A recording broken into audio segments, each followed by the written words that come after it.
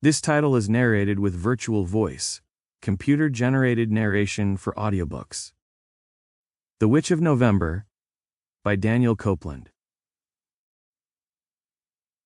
Part 1. Chapter 1. Tommy felt alone. Not just lonely, empty. Outside of his kitchen door stood a scene vastly different from that of their farm on the Kansas plains. A waist-high chain-link fence surrounded a small patch of dead grass. On one side was an oil-stained one-car concrete pad that stretched to the gravel alley. His 1,200-acre paradise reduced to brown grass, hard dirt, and a rectangular pad of greasy concrete.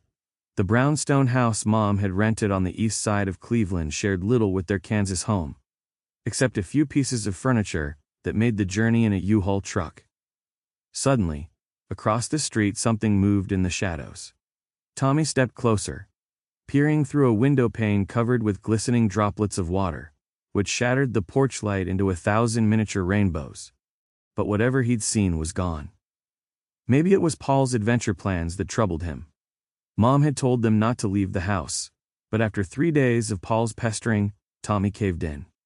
Tommy was almost 14. Paul was 14 months younger, but Tommy was the cautious one.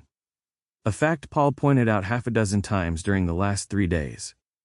Paul promised they wouldn't go too far.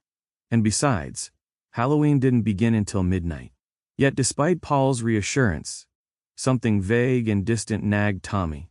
And it wasn't just disobedience to their mother's warning. "I don't know about this," Tommy said. He stood by the back door, made of thin wooden panels, and a window of single-pane glass. The door seemed old and fragile, and Tommy wondered how it had survived so long. He grabbed the doorknob. It wobbled as if something were missing inside. "Wuss," Paul grinned, zipping his denim jacket. Tormenting Tommy, especially for anything resembling a dare, was Paul's favorite pastime. "I ain't a wuss," Tommy hissed, trying not to awaken their mother. "You're scared about the stories Dad told us?"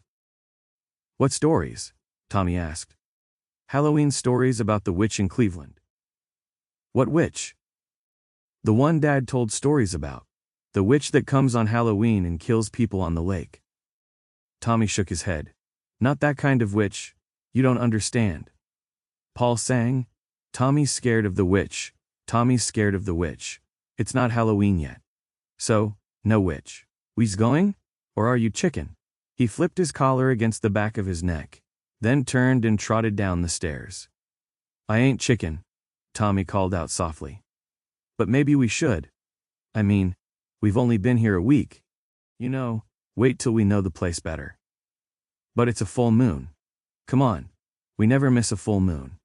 The practice of venturing out under the full moon's light evolved, as many children's games do, from a single spontaneous episode in the not-so-distant past before their dad died. Thinking about the past was something Tommy tried to avoid. But no matter how hard he tried, some things caused him to remember. For some reason, he never understood, the full moon was one of those things.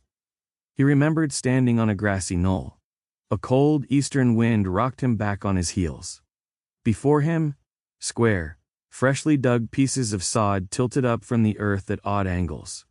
Clutching a bunch of wildflowers, which were mostly weeds, Tommy stared at his father's name engraved on gray granite. He laid the flowers on the dry grass in front of the tombstone, and then whispered, "Goodbye, Dad." A chill from the night air crept up Tommy's back. With a shiver, he returned to the present, bit his lip, and studied Paul's face. Tommy said, "Mom knows about us playing outside during the full moon." Paul shrugged his shoulders, turned, and walked away. Tommy glanced back into the house, and then stepped into the damp night air. But no full moon greeted him. Only the dingy yellow hue of sparsely placed street lamps. Blue-gray clouds pressed down on the city like thick ropes. Even the air smelled bad.